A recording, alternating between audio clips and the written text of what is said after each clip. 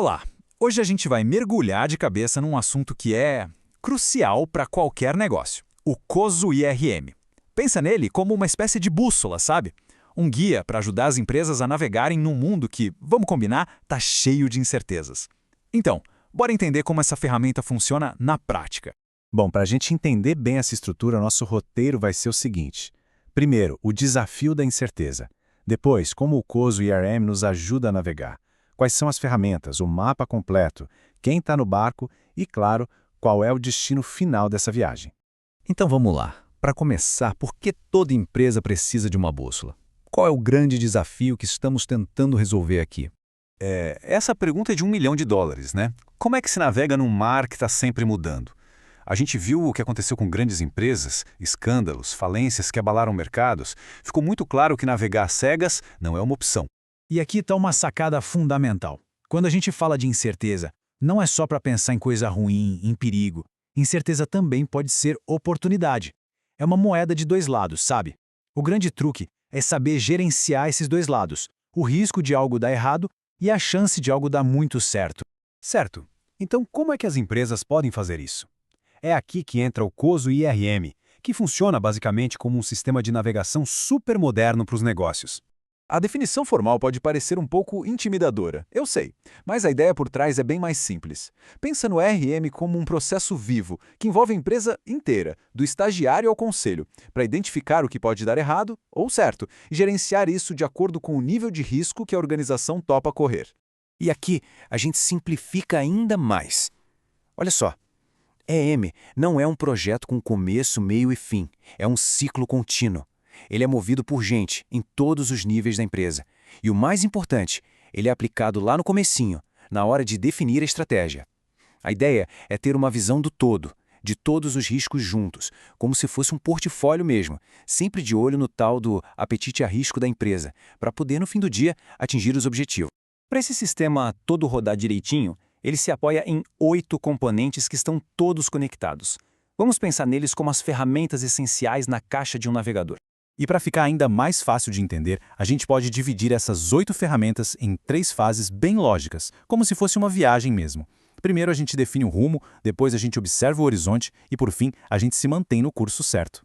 A primeira fase é sobre definir para onde vamos. É aqui que a gente estabelece a cultura da empresa, o quanto de risco ela está disposta a correr e, claro, quais são os objetivos. É a base de tudo, sabe? Para garantir que a missão da empresa e a gestão de riscos já comecem falando a mesma língua. Beleza, rumo definido. Agora é hora de olhar para fora, de escanear o horizonte. Isso significa identificar o que pode aparecer no caminho, analisar o tamanho do impacto e decidir o que fazer. A gente vai desviar do risco? Vai aceitar? Vai reduzir? Ou quem sabe até compartilhar? É aqui que a gestão deixa de ser reativa e passa a ser proativa. E por último, a gente precisa se manter no curso. Essa fase garante que os planos saiam do papel. Isso acontece com políticas e controles eficientes, com uma comunicação clara que flui para todo lado e, fundamental, com o monitoramento constante de tudo, para a gente poder ajustar a rota sempre que for preciso. Mas olha, nenhum desses componentes funciona sozinho em uma ilha. Eles estão todos interligados.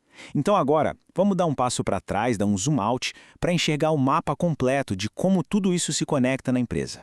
Essa estrutura toda se aplica em 4 grandes categorias de objetivos. Pensa assim, os objetivos estratégicos, lá de cima.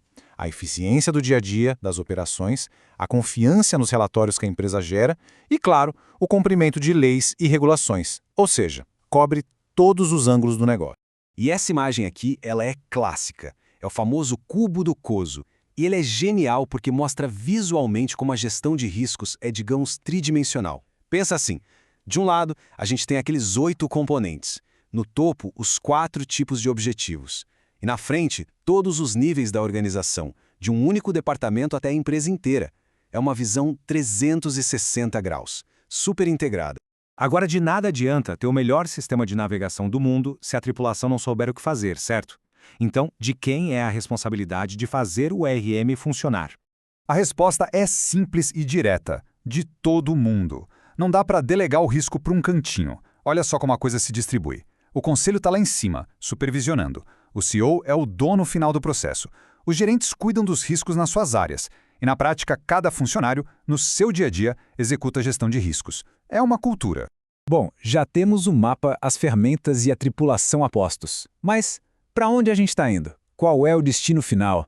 Por que vale a pena embarcar nessa jornada?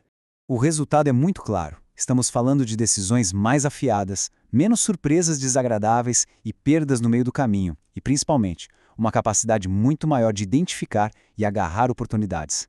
No fim das contas, o grande objetivo é criar e proteger o valor da organização. E isso nos traz de volta àquela ideia central. Gerenciar incerteza não é só se proteger da tempestade, mas também saber usar os ventos a favor.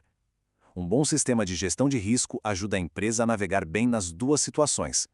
Enfim, a estrutura COSO-ERM oferece o mapa e a bússola. As ferramentas estão aí. A grande questão que fica no ar é: será que as organizações estão realmente preparadas para usar tudo isso e navegar com mais confiança em sua jornada?